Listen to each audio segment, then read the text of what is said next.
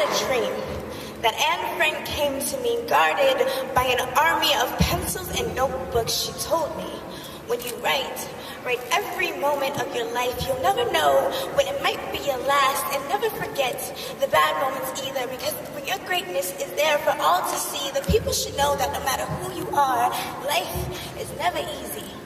My favorite scarf placed itself in my hands and told me, I know on some days I've been the crown that sits perfectly on your head, and on others the noose around your neck. But realize the most beautiful things in this world are hidden like diamonds under rocks, dirt, and coal. Pearls at the bottom of this bottomless ocean, sheltered by seashells. This world has a way of digging up these precious beings to change their shapes to its size that society deems a perfect fit. But please, keep tight to me.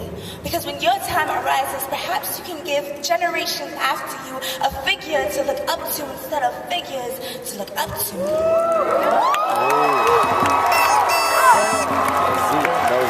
Civil rights activist and singer Nina Simone appeared before me with 3 mouths on her face when she spoke. It echoed more dynamically than surround sound. She said, you have a voice.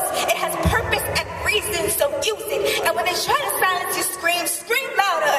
Someone may understand it for the war cries of the revolution that people never got to hear, or perhaps the sound of your voice may drown out the sound of gunshots and bombs that will forever ring in their ears.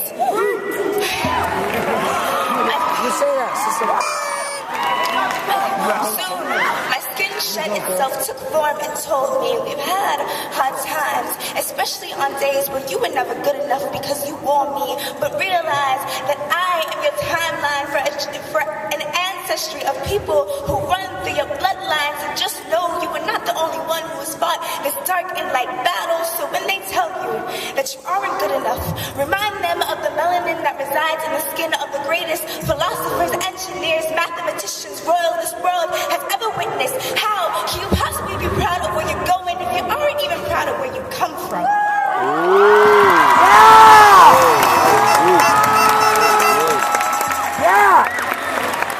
Pakistani girl by the name of Malala Yousafzai then came to me. She said, we're the same age and of the same spirit. We are both wild horses who will never be tamed. Our difference is the education that I almost died for, you were granted every day. So when your time comes, teach the people. And when they try to put that gun to your head, let them know that they can kill your body, but they cannot kill your words. The ones who look up to you, your voice, who you are, and the minds you touch. If you succeed in these tasks we've given you, even when you do leave this world, you will remain immortal. The last girl who came to me in this dream wasn't very familiar. With tears in her eyes, she told me, you don't know me yet, because you haven't brought me into this world. But mother, I've known you as a writer who has treated every word like it's her last. A woman little girls aspire to be, the voice for the reticent, someone who never forgot those who came before her, as if their battle scars were your birthmarks, and a teacher who shall live on through the mind she's touched. But what saddens me is that you don't know yourself quite like this yet. And well, mother, the world no longer has time for your dreamings. Wake up, your time is